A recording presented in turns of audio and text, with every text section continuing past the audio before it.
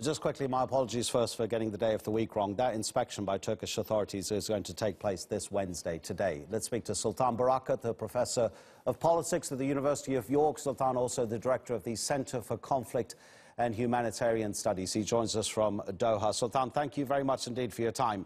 Now, one of the things that's most clear about all of this is that almost nobody knows anything for certain. What's your reading of it? Well, clearly, we're still finding out what happened exactly, but from the evidence we have so far, the fact that Jamal Khashoggi has actually entered the consulate and has not come out is not good. It's not good for Saudi Arabia, it's not good for its foreign policy, and of course the Saudis have got to really act very, very quickly to give explanation to the various facts that have emerged, including the arrival of 15 officials and them departing Istanbul very shortly afterwards. Now, there were talks about security cameras not working at the consulate, and that I found very, very strange, given that it should be one of the most secured consulates for Saudi Arabia anywhere in the world, given their involvement in Syria and the existence of a lot of opposition in Turkey and a lot of threat from the Syrian war itself. Also, of course, this has happened at a time when the relationship between Turkey and Saudi Arabia were already strained, and this incident is not going to help any further. It's going to make it much worse.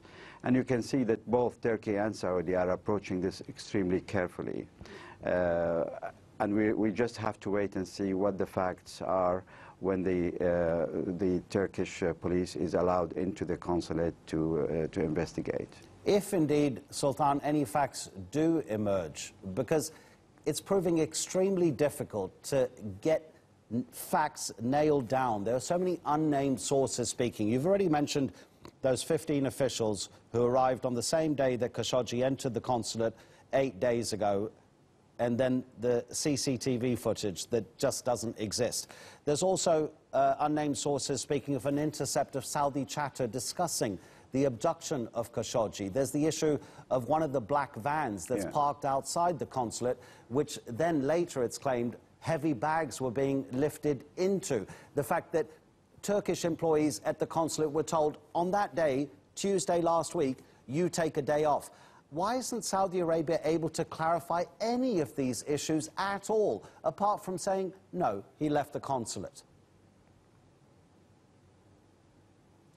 Obviously, I don't know why they won't do so. Clearly, something wrong went on, and there is a major attempt to try and cover up. The question really is why would Saudi do it? I mean, Jamal Khashoggi is not exactly a Class A dissident for the Saudi regime. In fact, if anything, he always wanted to be known as the exact opposite. He's been supportive of the regime, he's supportive of the royal family. He has had some disagreement with the way Mohammed bin Salman ran the affairs of Saudi Arabia for the last couple of years. But that does not qualify him to be a target of the state, unless there is something that he knew and he was involved in that we are not aware of. I personally find it very strange that he would go to the consulate in Turkey seeking marriage paperwork. Marriage paperwork is not that necessary. If he wanted to marry his fiancée, he could do it according to Islamic law. He could register it in Turkey. He could register it in the United States. Why would he be so keen on registering it in Saudi Arabia? Now, some could look at it and see because he was really feeling very nationalistic about Saudi Arabia. He's very supportive of the sovereignty of the state. He would like to go back to Saudi Arabia. This is why he wanted to do his paperwork correctly at this stage. But I think something else was going on, something more cynical, the way he was invited in. And of course, for him to come in and for those officials to fly in and out, it has had to be prepared in advance. And the real question is the motive of him going into the consulate. I think someone's got to look into that. Okay, Sultan, just briefly, if you don't mind. I mean, you mentioned the diplomatic difficulties here. You mentioned Turkey, but let's talk about the United States and also the United Kingdom now. Its foreign minister, British foreign minister, speaking to his counterpart in Saudi Arabia. Donald Trump said that it's very disturbing news, it's bad news, there's lots of bad news around. Is that strong enough? Well, it's strong coming from someone who only a few days ago said he loves Saudi Arabia, he loves the people who run Saudi Arabia, his relationship with them is great, he's able to take money out of Saudi Arabia, so on.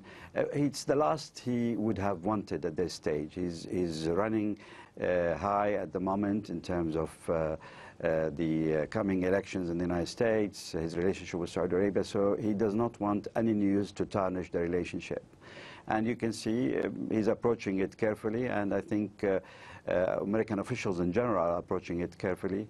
Adding to that, the fact that there is no American ambassador in Istanbul at the moment doesn't really help. So he's taking a very careful approach towards that. Okay. In terms of Turkey, I think we have to remember that Turkey has a lot of problems of its own in terms of abduction and in terms of imprisonment of journalists and so on.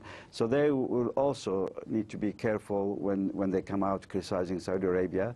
But the fact that the man is disappeared is a problem and has to be investigated very soon. Sultan Barakat, we really appreciate it. Thank you very much indeed.